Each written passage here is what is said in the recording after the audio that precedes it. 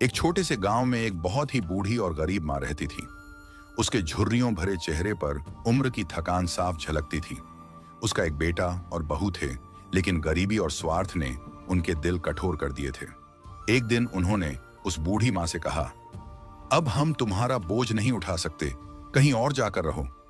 आंखों में आंसू लिए कांपते कदमों से माँ घर छोड़कर निकल गई। उसके पास न पैसा था, न सहारा, बस भगवान कृष्ण का नाम था। गांव के बाहर जंगल के किनारे उसने एक टूटी फूटी झोपड़ी बना ली। रोज वह जंगल से लकड़ियां तोड़कर गांव में बेचती और उसी से अपना पेट पालती। हाथ कांपते थे, पैर जवाब दे जाते थे, लेकिन जब भी दर्द बढ़ता वह मन ही मन कहती, हे कान्हा, तू ही मेरा सहारा है। एक दिन तेज बारिश के बाद जंगल की जमीन धंस गई। जब मां लकड़ियां उठाने झुकी तो उसकी लाठी जमीन में अटक गई। मिट्टी हटाई तो देखा सोने चांदी से भरा एक पुराना खजाना चमक रहा था। मां घबरा गई। उसने खजाने को छूने से पहले माथा टेक दिया।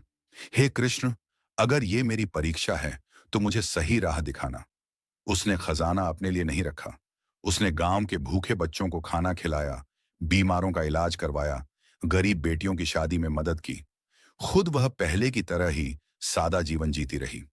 एक रात जब वह झोपड़ी में दीपक जलाकर कृष्ण का नाम ले रही थी तो एक तेज प्रकाश फैल गया।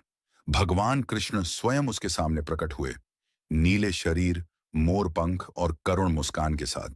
कृष्ण बोले, मां, जिसने तुम्हें ठुकराया उसने मां नहीं, अपना सौभाग्य खोया। तुम्हारी भक्ति ने मुझे बांध लिया। भगवान ने उसे आशीर्वाद दिया कि अब उसे कभी भूखा नहीं सोना पड़ेगा और उसका नाम गांव में ममता, त्याग और सच्ची भक्ति की मिसाल बनेगा।